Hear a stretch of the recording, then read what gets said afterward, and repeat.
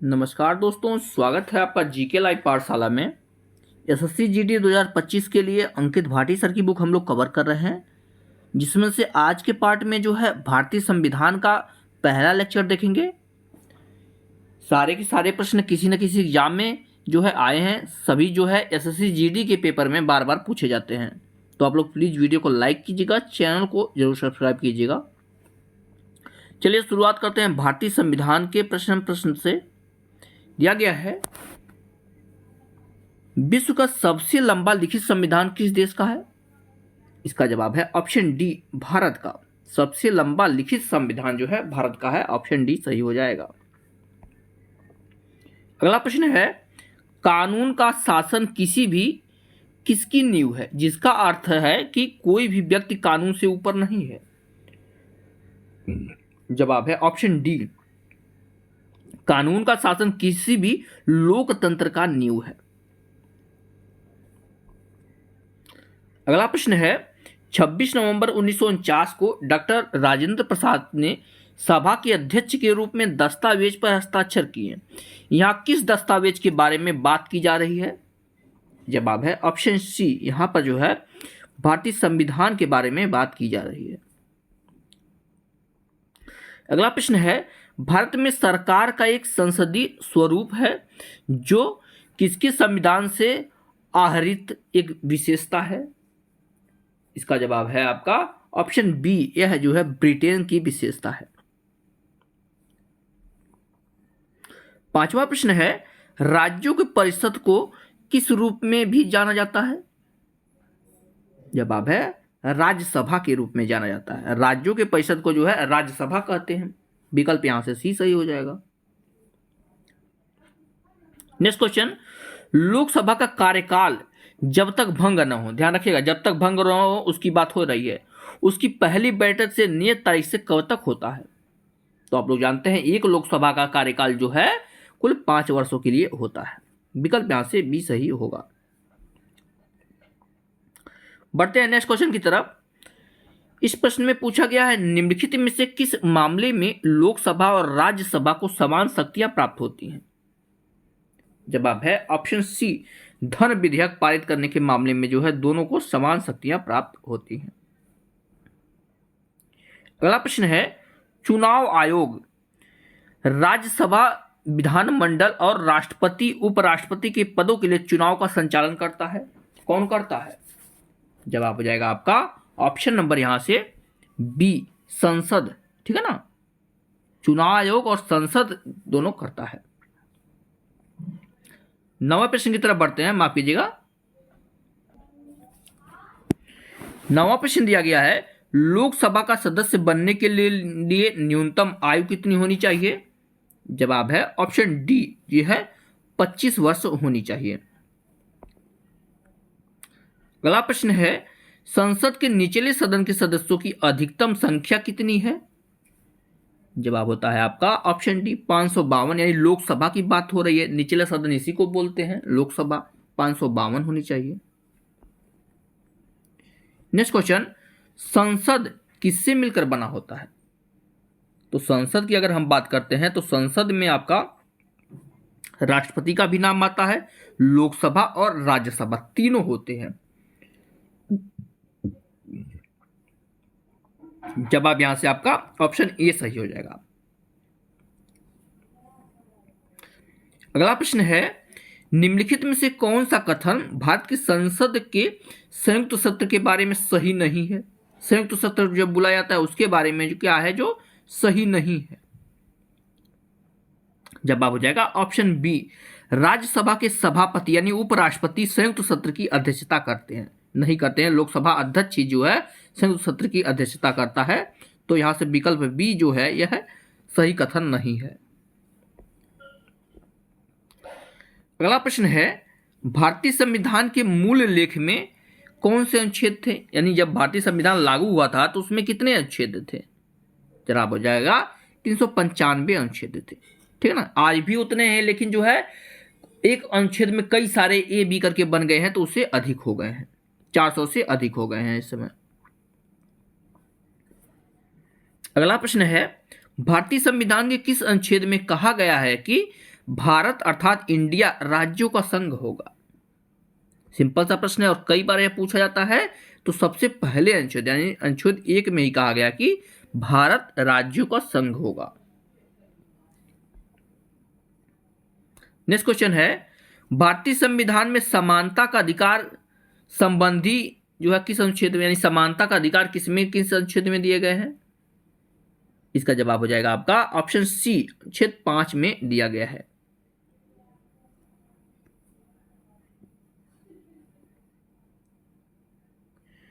अनुच्छेद 5 में नहीं, अनुच्छेद 15 की बात कर रही है। तो यहां पर देखिए मिट गया है, हमें लग रहा है इसमें दिया गया है। नेक्स्ट क्वेश्चन दिया गया है, भारत के संविधान का अनुच्छेद 17 किससे संबंधित है? जवाब हो जाता है ऑप्शन बी, अस्पृश्यता का अंत यानी छुआछूत से जो है अंत की बात करता है अनुच्छेद यहां पर 17। अगला प्रश्न दिया गया है, भारत के संविधान का कौन सा अनुच्छेद अस्पृश्यता की अवधारणा को समाप्त करता है और किसी भी रूप में इसके व्यवहार को निषिद्ध करता है? वही प्रश्न दोबारा पूछ लिया गया है। जवाब हो जाएगा अनुच्छेद 17, ऑप्शन यहां से डी सही होगा। अगला प्रश्न है, भारतीय संविधान का कौन सा अनुच्छेद उपाधियों का अंत से संबंधित है? यानी जो है हम किसी भी देश से उपाधि कोई भी नहीं ले सकते बिना सरकार के आदेश के। जवाब हो जाएगा आपका ऑप्शन नंबर डी, अनुच्छेद 18 में जो है उपाधियों के अंत की बात कर रहा है। अगला प्रश्न है, संविधान के किस अनुच्छेद के तहत एक नागरिक को कोई भी उपजीविका या व्यापार करने की स्वतंत्रता है?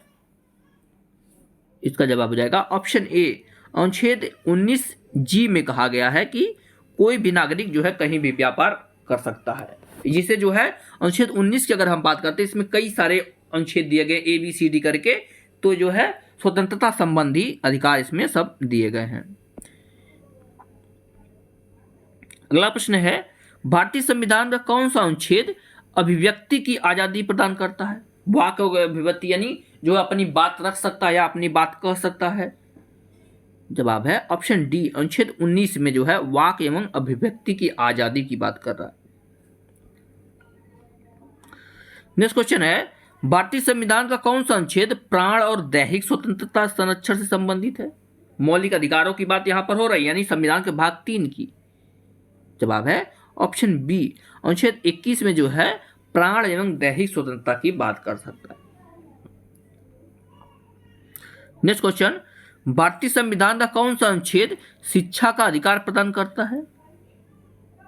इसका जवाब है आपका ऑप्शन नंबर यहां से बी, अनुच्छेद 21 ए में जो है शिक्षा संबंधी अधिकारों की बात करिए, यानी जो है 6 से 14 वर्ष तक के बच्चों को निःशुल्क शिक्षा दी जाएगी, ऐसा अनुच्छेद में कहा गया है। नेक्स्ट क्वेश्चन है, भारत के संविधान का निम्नलिखित में से कौन सा अनुच्छेद कुछ दशाओं में गिरफ्तारी और निरोध संरक्षण प्रदान करता है? यानी जो है किसी को गिरफ्तार वैसे नहीं किया जाता है बिना कारण बताए। जवाब हो जाता है आपका ऑप्शन नंबर यहां से बी, अनुच्छेद 22 में ऐसा कहा गया है।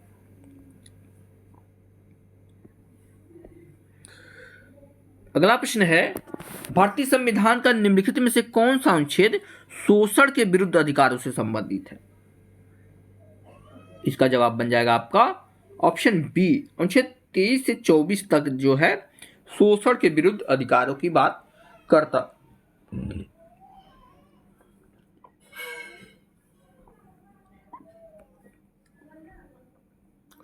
अगला प्रश्न है, भारतीय संविधान के अनुच्छेद 25 से 28 तक किससे संबंधित है?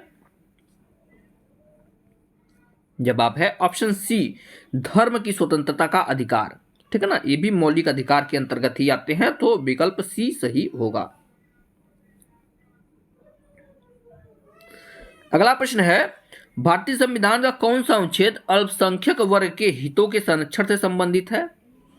जवाब हो जाएगा आपका ऑप्शन बी, अनुच्छेद 29 जो है अल्पसंख्यक वर्ग के हितों से संबंधित है। अगले प्रश्न की तरफ बढ़ते हैं।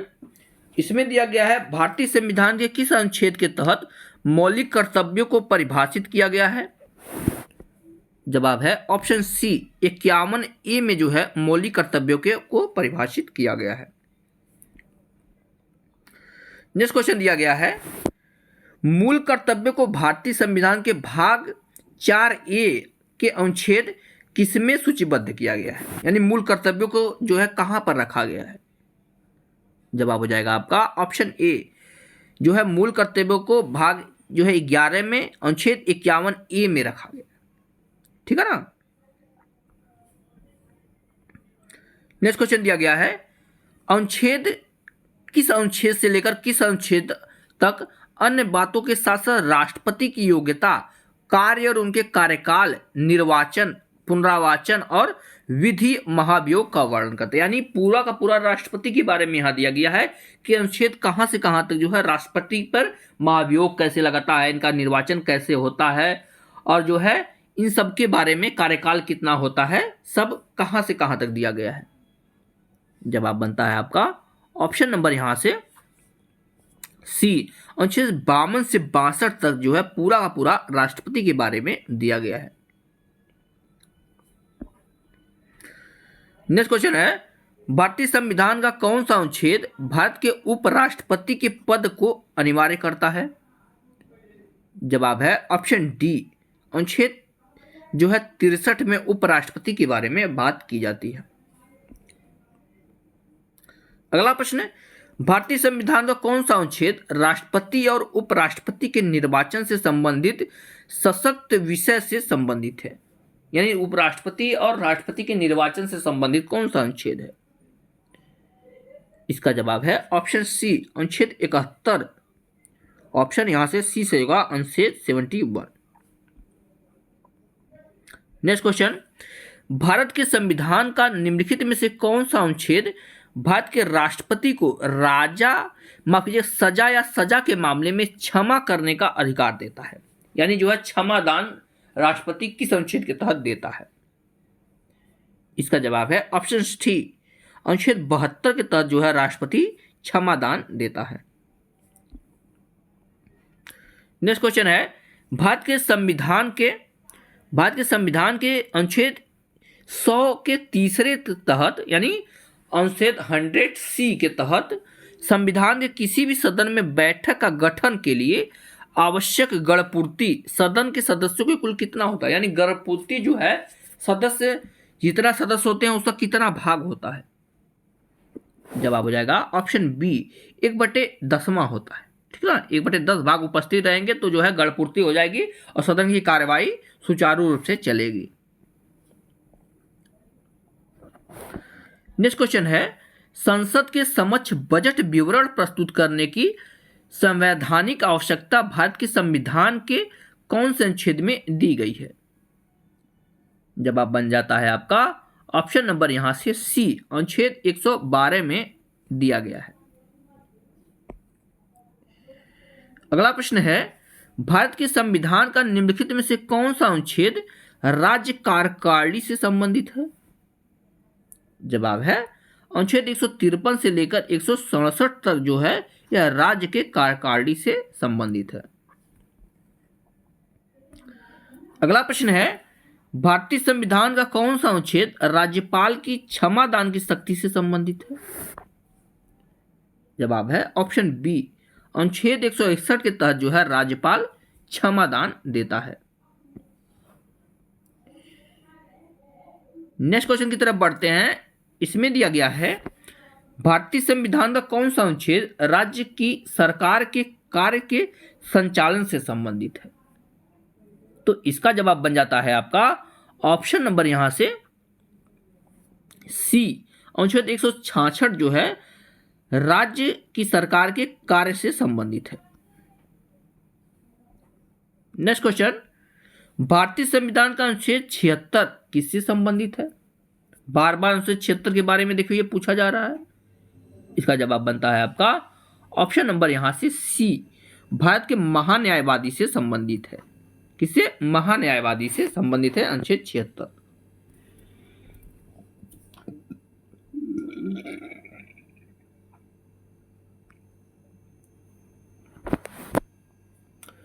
अगला प्रश्न है, भारत के संविधान का निम्नलिखित में से कौन सा अनुच्छेद यह कहता है कि भारत के लिए महान्यायवादी की नियुक्ति राष्ट्रपति द्वारा की जाएगी?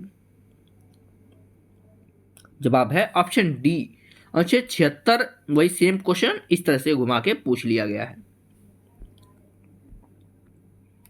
अगला प्रश्न है, भारत के संविधान में निम्नलिखित में से किस अनुच्छेद के अनुसार सर्वोच्च न्यायालय अपने निर्णयों या आदेशों की समीक्षा कर सकता है? इसका जवाब है ऑप्शन ए, अनुच्छेद 137 के तहत जो है सर्वोच्च न्यायालय जो भी निर्णय दिया गया उसकी समीक्षा कर सकता है। नेक्स्ट क्वेश्चन, भारतीय संविधान का निम्नलिखित में से कौन सा अनुच्छेद भारत के नियंत्रक एवं महालेखा परीक्षक के लिए एक स्वतंत्र कार्यालय का प्रावधान करता है? तो यह जो है आपका अनुच्छेद 148 के तहत ऐसा कहा गया है। अगला प्रश्न है, भारतीय संविधान का कौन सा अनुच्छेद भारत के नियंत्रक महालेखा परीक्षक के कर्तव्यों और शक्तियों से संबंधित है? जवाब है ऑप्शन डी, अनुच्छेद 149 में ऐसा कहा गया है। अगला प्रश्न है, भारतीय संविधान के अनुच्छेद 157 में कहा गया है कि किसी राज्य के राज्यपाल नियुक्त होने के लिए किसी व्यक्ति की द्वारा निम्नलिखित में से कौन सी योग्यताएं पूरी की जानी चाहिए? यानी राज्यपाल बनने के लिए कौन सी योग्यताएं होती हैं, यही उसमें पूछा गया है। जवाब हो जाएगा ऑप्शन सी, उसमें जो है उसे भारत का नागरिक भी होना चाहिए और उसे 35 वर्ष की आयु भी पूरी कर लेनी चाहिए। तो विकल्प पहला दूसरा दोनों सही है। नेक्स्ट क्वेश्चन दिया गया है, संविधान के भाग 6 में अनुच्छेद कौन से अनुच्छेद से कहां तक राज्य विधायिका के गठन, संरचना, अवधि, अधिकारियों, प्रक्रियाओं, विशेषकारों, शक्तियों आदि से संबंधित है? यानी अनुच्छेद देखिए पूछा गया है बेसिकली कि अनुच्छेद जो है भाग 6 किस अनुच्छेद से लेकर कहां तक है, यानी भाग 6 में कितने अनुच्छेद है, कहां से कहां तक अनुच्छेद है? जवाब हो जाएगा ऑप्शन बी, भाग 6 में अनुच्छेद 168 से लेकर 212 तक है।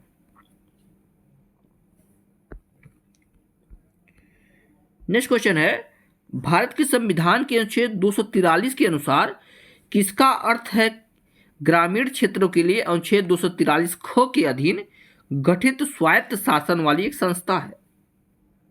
तो पूछा गया कि अनुच्छेद 243 में किसका वर्णन किया गया है? जवाब हो जाएगा पंचायतों का वर्णन किया गया है। किसका वर्णन किया गया है? पंचायतों का। यहां देखा जाए तो अनुच्छेद 40 में भी इसका वर्णन देखने को मिलता है। नेक्स्ट क्वेश्चन है, भारतीय संविधान का कौन सा अनुच्छेद चुनावों की सूचना निर्देशन से संबंधित है? जवाब हो जाता है आपका ऑप्शन नंबर यहां से ए, अनुच्छेद 324 जो है चुनावों से संबंधित है। अगला प्रश्न है, आपातकाल के दौरान किन मौलिक अधिकारों को निलंबित नहीं किया जा सकता? तो आप लोग जानते हैं प्राण एवं दैहिक स्वतंत्रता कभी नहीं छीना जा सकता है। जवाब बनेगा आपका ऑप्शन सी, अनुच्छेद 20 और 21 जो है कभी निलंबित नहीं होता है, कोई भी आपातकाल लगे रहे लेकिन इसे हम लोग नहीं जो है छीन सकते। नेक्स्ट क्वेश्चन, भारतीय संविधान के अंतिम अनुच्छेद की संख्या कितनी है जो मई 2022 तक प्राप्त जानकारी के अनुसार है? जवाब हो जाएगा आपका ऑप्शन नंबर यहां से बी, अनुच्छेद 395 ही है। ठीक है ना, यानी क्लॉज सब क्लॉज उसमें अनुच्छेद में बढ़ते गए हैं लेकिन टोटल संख्या देखा जाए अनुच्छेद को तो 395 ही है। अगला प्रश्न है, भारत के संविधान का कौन सी अनुसूची संघ, राज्य और समवर्ती सूची से संबंधित है? आप लोग जानते हैं संघ, राज्य और समवर्ती 3 प्रकार की सूचियां दी गई हैं। यह जो है कौन से भाग में है? जवाब हो जाएगा आपका ऑप्शन नंबर यहां से ए, 7वीं सूची में है। नेक्स्ट क्वेश्चन, भारत के संविधान में अनुसूचियों की संख्या कितनी है? इसका जवाब बनता है आपका ऑप्शन ए, कुल 12 अनुसूचियां हैं भारतीय संविधान में। नेक्स्ट क्वेश्चन को देखते हैं। इसमें दिया गया है नगर पालिकाओं की, ध्यान रखिएगा, नगर पालिकाओं की शक्तियां, प्राधिकार और उत्तरदायित्व किस अनुसूची के अंतर्गत आते हैं?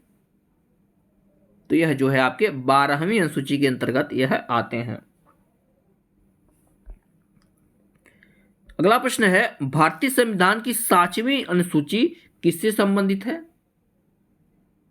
तो यह जो है केंद्र और राज्यों के बीच शक्तियों के विभाजन से संबंधित है 7वीं अनुसूची।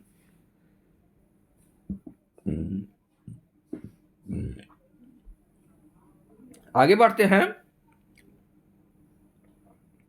नेक्स्ट क्वेश्चन में दिया गया है भारतीय संविधान के किस अनुसूची में भारतीय गणराज्य की भाषाएं शामिल हैं?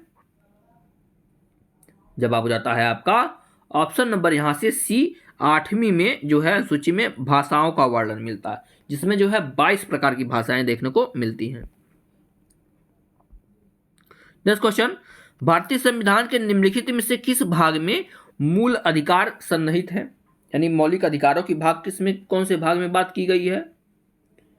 इसका जवाब बनता है आपका ऑप्शन नंबर यहां से ए, भाग 3 में जो है मौलिक अधिकारों की बात की गई है।